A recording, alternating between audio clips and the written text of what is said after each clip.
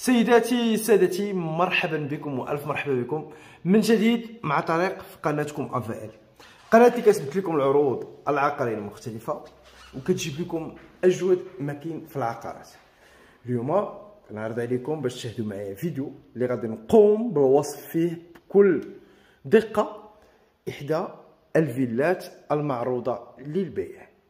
فيلا اللي كبيره، فيلا اللي مشمشه، وفي موقع اللي هو هذا موقع خاص بالفيلات.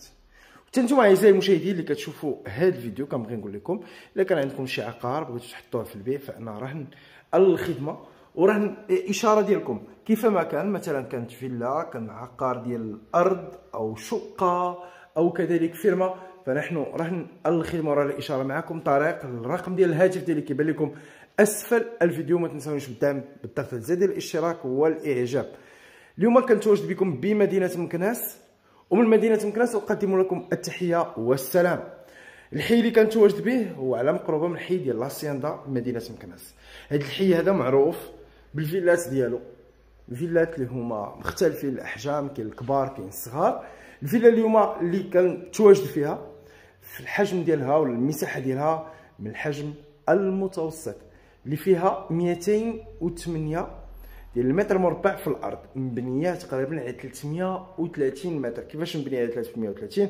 كل طابق واخد تقريبا 120 110، مقسمين على ثلاثه ديال الطوابق. عندنا الطابق الارضي والطابق الاول والطابق تحت ارضي والطابق الارضي والطابق الاول.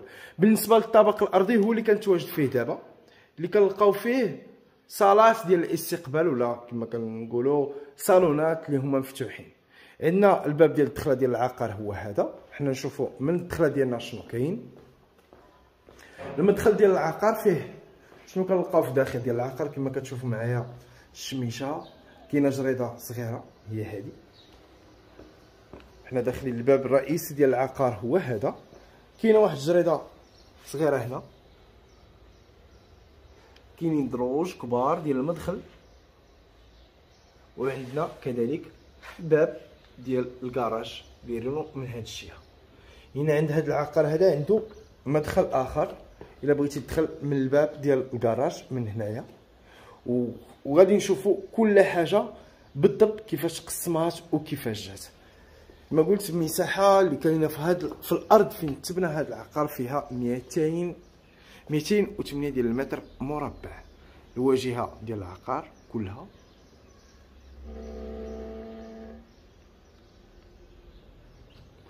غادي نكملوا الزياره ديالنا. وكنبغي ناكد حتى نتوما اعزائي المشاهدين اللي كتشاهدوني، عندك عقار بغيتي تبيعو فممكن الاتصال والتواصل معي وانا راه الخدمه. فاش كندخلوا كما كنقولوا لقاعات الاستقبال ولا قاعات الضيوف، كتلقى عندنا كاين عندنا واحد الشوميني، كاين هنا صالون مغربي اللي هو كبير. ولتذكير هذا العقار راه كيتباع فارغ، ما عدا الا كان هناك اعجاب بهذا الاثاث فممكن يكون تفاهم ونقاش مع اصحاب هذا العقار. شفتوا معايا كاين عندنا تقريبا 3 ديال الصالونات. اما بالنسبه لهاد الدروج فكيطلعونا الغرف. اذا غادي نطلعوا نشوفوا الغرف الفوق وعاد غادي نهبطوا باش نشوفوا المطبخ. دابا غادي نشوفوا الطابق الاول في هذا العقار اللي كما قلت لكم كنلقاو فيه فقط الغرف اللي كيتكون من غرف اللي هي مختلفه، غرف الوليدات والغرفه ديال الوالدين. اذا غادي نتوكلوا الله. عندنا الغرفه الاولى هي هذه، غرفه ديال الوليدات، غرفه بالاطلاله لان عندها جوج ديال الاطلالات. هاد العقار عنده واجهتين متقابلتين. هنا الغرفه رقم 1 فيها البلاكارات ديالها كما كتشوفوا معايا، البلاكارات اللي هما كبار. الراس ديال الناموسيه واخد بلاصتو مع لي شوفي ديالو، وما هي الا الغرفه ديال الوليدات رقم 1. غادي ندوزو دابا نشوفوا الغرفه ديال الوالدين.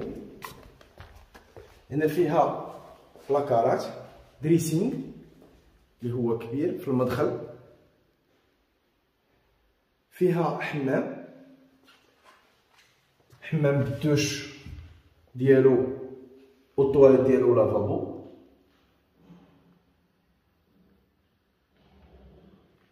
وبالنسبه للغرفه فيها البالكون ديالها. غرفه اللي هي كبيره. هذا ماريو كبير بالكون، وهذا وعندنا نمسيه اللي هي كبيره.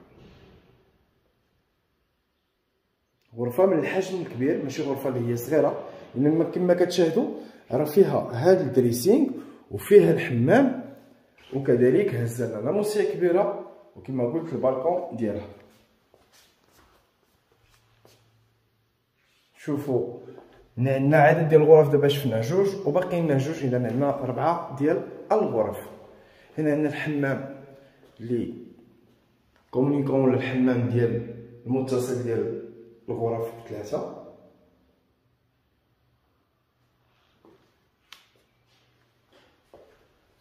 بقات لنا غرفه اخرى كذلك على الجهه المقابله.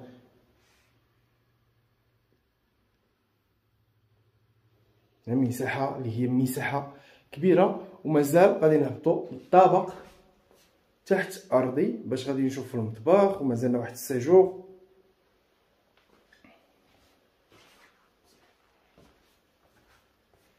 غرفه رقم 3. بقاتنا الغرفه اللي ولات الغرفه الاخيره. اذا سيداتي سادتي، شيء اللي هو مهم اللي كينتظروا الناس يسمعوه، الا وهو شحال داير هذا العقار. حنا غادي نهضروا على الثمن ديال هذا العقار. كما اكدوا لي اصحاب هذا العقار، الثمن ديالو هو 190 مليون. كنهضروا على 190 مليون، ولربما يكون هناك شيئا ما من النقاش ومن التفاوض. مثلا بغيتي تجي تشوف هذا العقار، هذه اول زعما نصيحه اللي تنقول هي ان الانسان بحال دابا هذه العقارات ما يمكنلوش غادي يحكم عليها من فيديو، ولا غادي يحكم عليها من تصاور ولا من تعليق. كنفضل ان الانسان يجي يشوف العقار عن كتب، يشوف الحي، يشوف المرافق، يشوف بزاف ديال الامور، وعاد ممكن يكون هناك نقاش وسؤال من اجل التفاوض في الثمن، ومن اجل تحديد الثمن المناسب لهذا العقار. اذا غادي نستمر معكم في هذه الجوله. انا هضرت على الثمن، نعاود ناكدوا، نعاود نقولوا هو 190 مليون. دابا بقات لي اخر شيء، هي اننا غادي نهبطوا للطابق تحت ارضي، وهو الطابق الاخير اعزائي المشاهدين. اذا اعزائي المشاهدين، بقات لي اخر فقره في هذا الفيديو باش نوريكم هو الطابق تحت ارضي. ماشي تحت ارضي كما كنعرفوا، كما كنقولوا راه مخشي تحت الارض، لا بالعكس، تحت ارضي يلاه جاي مع النيفو ديال الارض ديال هاد البلاصه. هذه فيها كراج كما كتشاهدوا معايا. الكراج المدخل ديالو هو هذا هو الداخل ديال هاد الكراج. هذا راه ممكن يستوعب جوج سيارات. سياره تكون عندنا هنا، وسياره ممكن توقف هنايا تقريبا. وكاين هنا ما تبقى من العقار اللي غادي تشوفوا معايا. كاين واحد السجوغ هنا، هذه هي الدخله. كاين هنا دوش وطواليت هنا في المدخل. كاين عندنا بلاكارات، هنا واحد لافابو. وهذا هو المدخل الا بغيتي تهبط من لا ريسبسيون، ولا تهبط من الصاله المخصصه للضيوف ولا الاستقبال. بلاكارات حدث ولا حرج، كاين عدد كثير من البلاكارات كما شاهدنا في هذه الفيلا هذه.